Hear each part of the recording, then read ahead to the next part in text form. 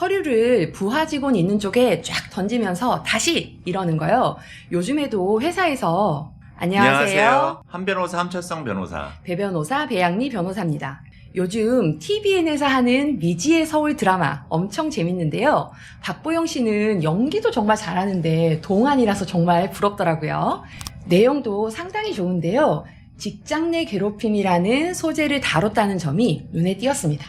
보는데 정말 심각하더라고요. 회사에서 처음에는 미대 선배 수연의 책상을 구석으로 치우고 업무도 안 주며 점심시간엔 따돌리고 동료들은 투명인간 취급하더니 나중에 미래에게 똑같이 하고 정말 화가 나던데요. 이건 명백한 직장 내 괴롭힘이죠? 예, 2019년에 직장 내 괴롭힘 금지법이 생기면서 회사에서 이런 괴롭힘은 금지되었잖아요. 그런데 5년도 더 지난 지금도 아직까지 발생하고 있습니다. 네, 맞아요. 제가 진호위 공익위원이랑 노동청 직장 내 괴롭힘 심의위원 활동을 하고 있는데요. 올라온 사안들을 보면 서류를 부하 직원 있는 쪽에 쫙 던지면서 다시 이러는 거.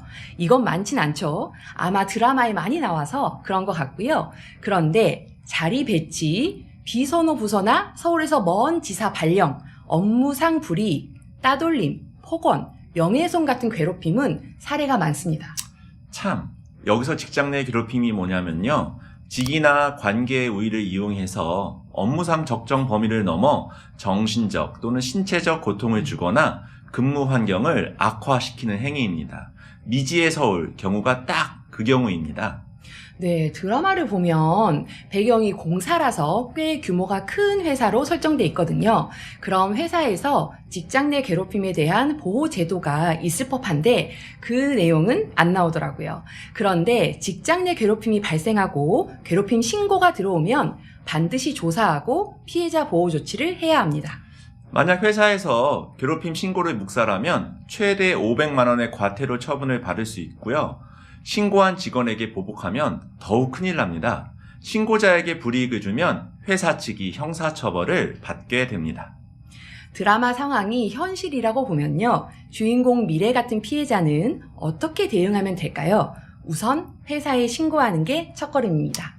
회사에서 안 움직이면 외부 기관에 신고할 수도 있어요. 고용노동청에 진정을 넣어 조사를 요청하는 거죠. 그럼 노동청이 개입하게 됩니다. 회사는 신고를 묵살할 수 없고 조사위원회를 열어 괴롭힘 여부를 직접 조사해 노동청에 보고해야 합니다. 회사 대표가 노동청에 가서 조사도 받고요.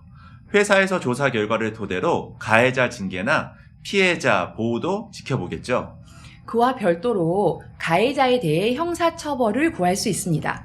직장 내 괴롭힘 죄가 별도로 있는 건 아니지만요. 예를 들어 공개된 자리에서 심한 욕설을 했다면 모욕죄로, 명예훼손을 했다면 명예훼손으로, 보고서류를 던지는 것처럼 실제로 폭행을 했다면 폭행죄가 성립하겠죠.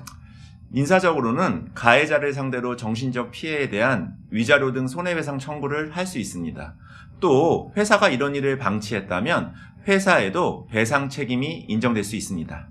만약 직장 내 괴롭힘 피해를 입었다면 드라마 1화의 미래처럼 자해로 해결하려고 하면 큰일입니다. 절대 참지 말고 대응하는 게 중요합니다. 직장 내 괴롭힘에 대한 자세한 내용은 고정 댓글과 블로그에 있습니다. 지금까지 한 변호사 함철성 변호사. 배 변호사 배양미 변호사였습니다. 안녕.